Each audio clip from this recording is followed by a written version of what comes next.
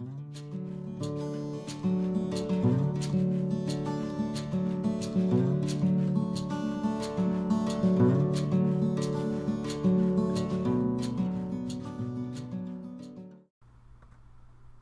really enjoying the newly reclaimed space in my basement gardening room. The smaller footprint of the new root cellar is opening up possibilities for organization that soothes the constant conflict between my mild OCD and the haphazard state of our homestead over the past 3 years since we moved here. This morning, I'm going to be pruning apple trees in the nursery over at the farm with Michael. But before we start that, I've got some time to get going on the tool corner.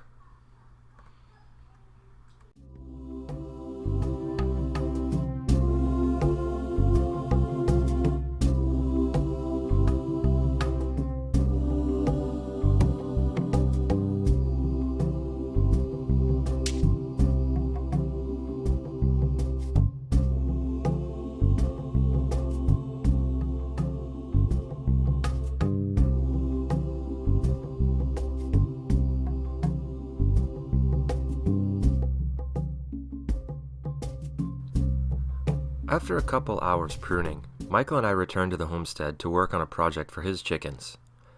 Like me, Michael has a lot of ticks at his property, and he's employing chickens to help keep them down. He's not necessarily interested in egg production, he just wants the pest control and enjoys having the chickens around his garden and yard. He's been working on a nice chicken coop and just needs to build and install a set of nesting boxes, because even though he doesn't care about the eggs, chickens still lay them, and they prefer to have a nice, cozy, dark space to do so. In addition to the construction of his nesting boxes, Michael is here to do me a big favor. Well, 2 favors really. First, my hens have stopped laying. Normally that wouldn't bother me.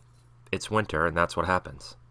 But my hens are all 3 years old or older, and the likelihood of them beginning to lay again in the spring is diminished each year. So I don't want to feed them all winter. Occasionally, I will slaughter hens that have stopped production. They become stew birds that can be used to make broth and soups. The issue is, I really hate doing that. Slaughter is my least enjoyable part of homesteading. Whether it's pigs, cows, or chickens, it's part of our homestead lifestyle. There's no way around that. But if such a workaround occasionally presents itself, I'll take it. We already have a freezer full of meat from both our pigs and half the cow we buy from our in-laws each year. We don't need the protein from these hens. Michael would like to have the hens to liven up his homestead, rather than have them slaughtered.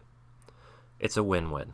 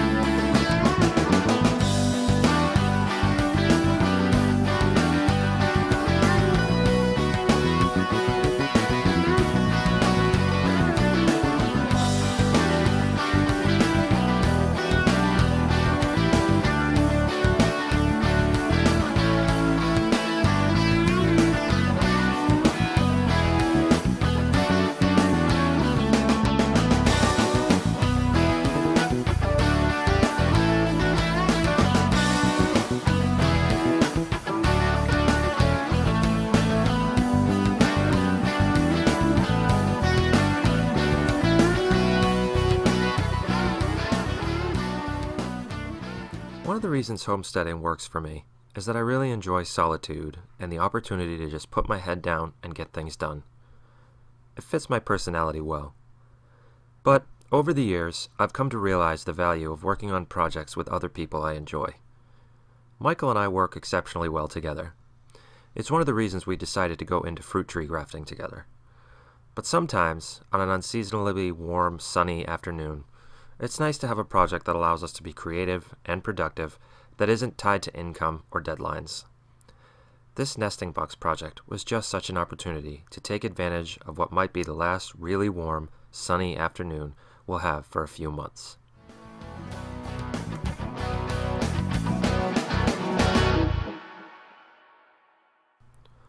I mentioned that Michael is doing me 2 favors. In addition to taking my hens, the second one is really for Emily. I've built a lot of experimental chicken coops over the years. The version I have and use now is the culmination of several attempts to create a cheap but fully mobile coop. One of my early attempts was this one. I tried to make it light enough that I could just drag it ahead one coop length at a time.